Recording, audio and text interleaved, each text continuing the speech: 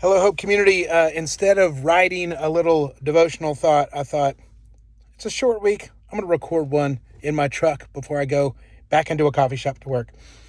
I've asked you all to be thinking about this question. What is Jesus teaching you? What is the Lord teaching you? Either through reading scripture, through life, through praying, through serving the poor, whatever it might be. What lesson do you think Jesus is trying to teach you? And so I thought I'll share something I'm thinking about recently that I would say the Lord is teaching me in a whole bunch of different ways. And it's really about intentionality. The more we've read through the Gospel of Mark, Jesus was not sloppy with his interactions. He was intentional. And I think as we watch the disciples be more and more faithful to Jesus, they become very intentional with their words, with their time, with what they do. And so I'm seeing this major theme of intentionality. And so I started thinking about who has shaped me the most in my life.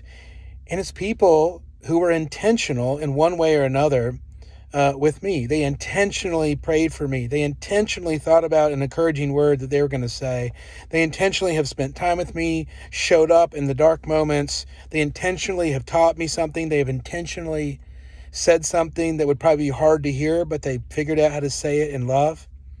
That's all great intention. So a lot of these people were thoughtful in the way that they were intentional with me. By doing whatever they did, I think they showed that they cared for me and that they cared for the Lord, right? They cared for the greater purposes of faith of the Lord. But they're also sacrificial. Every time when someone volunteers to teach or lead or show up, they are putting something aside to put you towards the front. And so I'm just thinking about how beautiful intentionality has been in my life and how it's really helped me grow as a Christian, as a man, as a dad, as a father. And so one of the words that I've loved recently, I borrowed it from Brandon Adams in our church, who borrowed it from F3, this workout group we're a part of, who borrowed it from someone else. But it's really this image of the whetstone. Do you know those stones that a lot of old timers would use to sharpen their knives? And Brandon has a great story of his grandfather always sharpening a knife on a whetstone.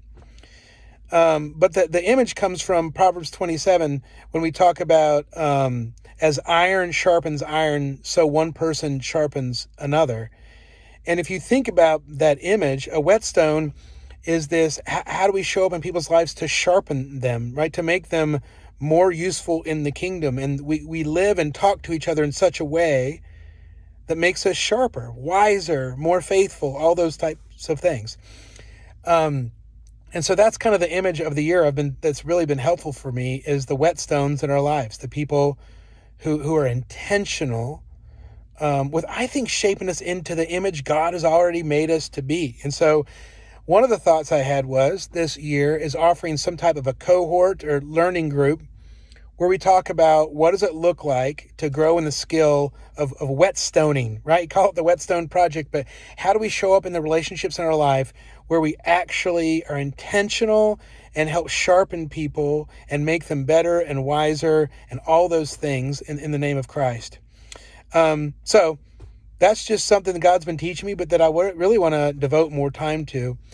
And I think more women and men who see themselves as whetstones, I think the more blessed our community would be, because it requires intentionality and seeing people and helping come alongside people as they navigate life, following Jesus in work, in home, raising kids, all that kind of stuff. So what is Jesus teaching you? If I flip the camera and you share, just hear some thoughts, what would you tell me? And if you have something, I'd love to know. Call me, text me, call someone in the church, text someone.